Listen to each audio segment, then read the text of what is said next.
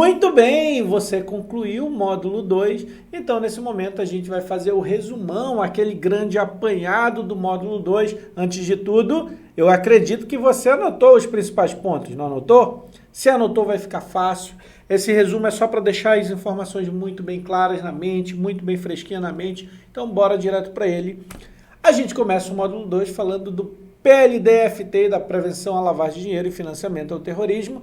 E aí, no crime de lavagem de dinheiro, a gente vê que todo crime de lavagem de dinheiro ele começa ali com um crime antecedente, que vai gerar o recurso em espécie de forma ilícita. E aí, esse crime de lavagem de dinheiro ele tem algumas fases, que para você lembrar dessas fases, você vai lembrar do Comitê Olímpico Internacional, do COI. Olha só, COI, C-O-I, o COI. Quais são as fases? A fase de colocação, que é quando o criminoso tenta colocar o recurso no sistema financeiro, pode ser adquirindo um bem, fazendo um depósito, colocar o recurso dentro do mercado. Então, fase de colocação, fase de ocultação é a segunda fase. Na ocultação, o criminoso tenta fazer transferências o máximo possível para dificultar o rastreamento do dinheiro. Então vai transferindo, transfere para cá, para ali, para cá, para lá, para dificultar o rastreamento do dinheiro.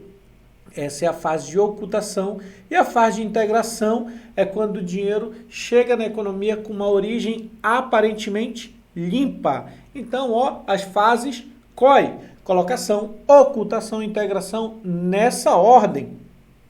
E para o criminoso, para aquela pessoa que comete o crime de lavagem de dinheiro, existe uma penalidade. E essa penalidade ela varia de 3 a 10 anos mais multa, ok? Não é ou multa, é 3 a 10 anos de prisão, de detenção, não é de hashtag, não é, isso aqui é cadeia, mais multa. Essa é a pena.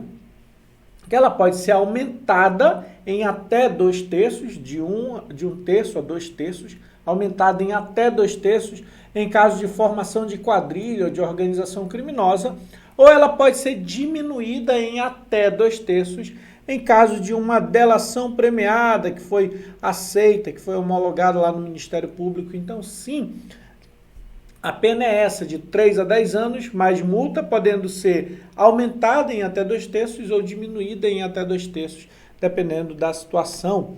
Quando a gente fala de lavagem de dinheiro, a gente lembra do COAF. O COAF é a unidade central no combate à prevenção à lavagem de dinheiro. Então, o COAF ele é uma UIF, Unidade de Inteligência Financeira, ele é a unidade central de prevenção na prevenção e combate à lavagem de dinheiro, como eu disse anteriormente. Ele vai receber, vai examinar as situações suspeitas, ele vai identificar os suspeitos, vai produzir relatórios de inteligência, encaminhar lá para os órgãos competentes e ele vai aplicar penas administrativas. Ele, por exemplo, estratifica uma situação, manda lá para a Polícia Federal, que vai fazer a execução disso, para o Ministério Público, que vai apurar isso, tá? E as penas que o COAF aplica são penas administrativas somente. Algumas situações devem ser reportadas ao COAF em até um dia útil, em D+1. E quais são essas situações? Movimentações em espécies iguais ou superiores a R$50 mil, ou movimentações suspeitas de qualquer valor. Isso deve ser comunicado ao COAF em até um dia útil, em D+1. E aí, quando a gente está falando de lavagem de dinheiro, a gente fala também de processos que devem estar bem definidos, como a avaliação interna de risco.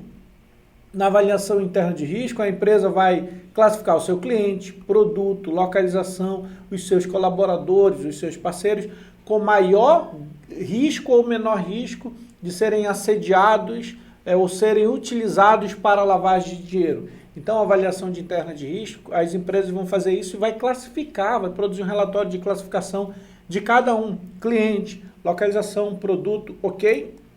E temos também os relatórios de conformidade, onde a empresa vai produzir um relatório mostrando a metodologia que foi utilizada, quais foram os testes aplicados para verificar possíveis falhas, possíveis deficiências e aí corrigir essas situações. Bem tranquilo, bem tranquilo. Quando a gente está falando ainda de prevenção à lavagem de dinheiro, a gente vê lá o KYC, o KYE, o KYP, que é o conheça o seu cliente, conheça o seu colaborador, conheça o seu parceiro, e que é um cadastro, né? Justamente um cadastro preventivo para que as empresas elas possam, por exemplo, já perceber, já notar qualquer situação de lavagem de dinheiro ali na sua origem, antes de iniciar um relacionamento, vai verificar se a origem se o recurso que está sendo dito pelo cliente, a origem desse recurso está compatível com o que está no cadastro, esse tipo de coisa.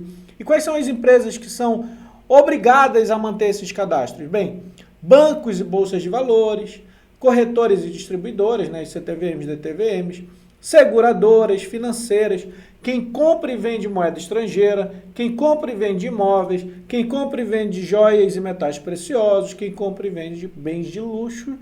Essas são as empresas que são obrigadas a manter o KYC.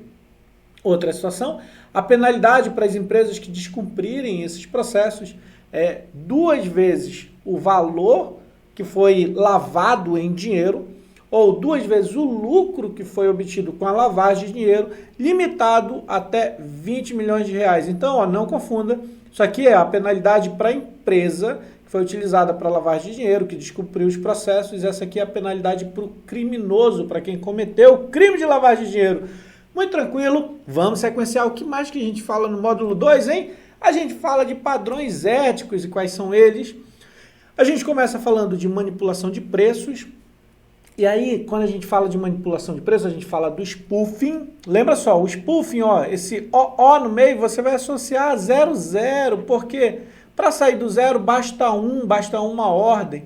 Então, o spoofing é quando é feita a manipulação dos preços através de uma ordem, seja de compra ou de venda. Já o layering é mais de uma ordem. Layering significa camadas, então você consegue identificar, são várias camadas, várias ordens. Eu também digo que layering,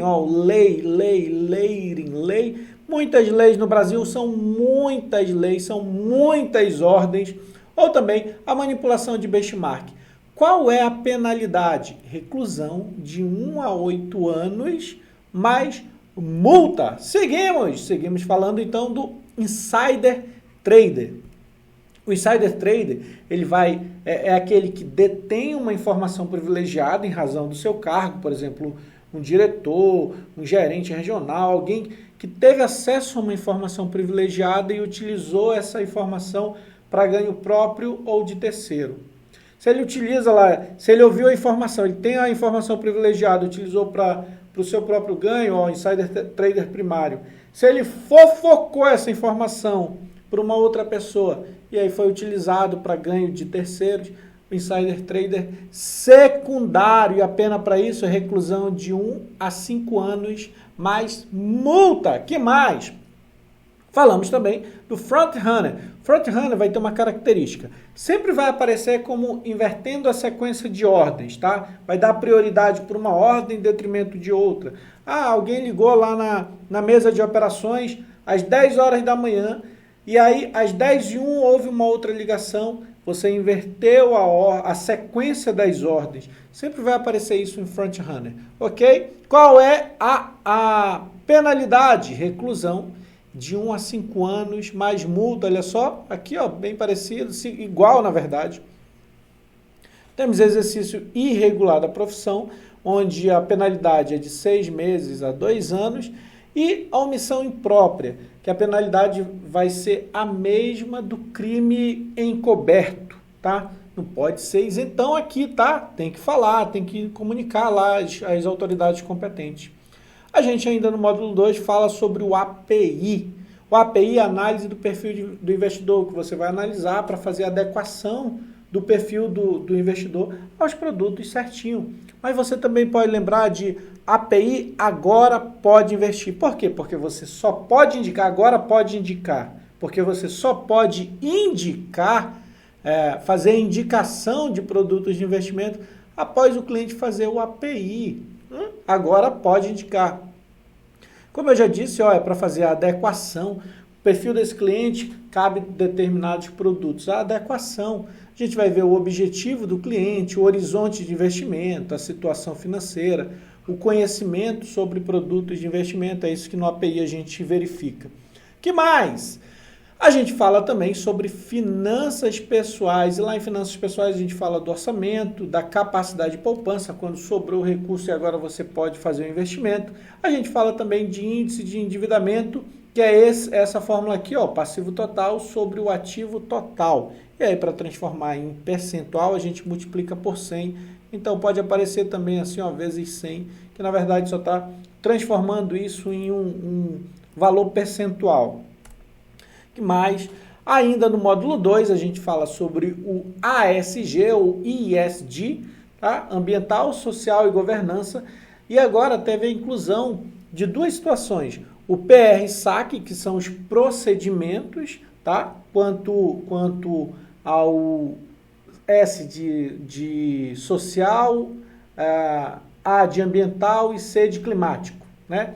E tem o GR-SAC, que é a gestão. Então, são dois relatórios, um mostrando os procedimentos, outro a gestão, que deve ser divulgado publicamente na internet, tá? Por meio digital, e vai ficar disponível por 5 anos cada uma dessas publicações.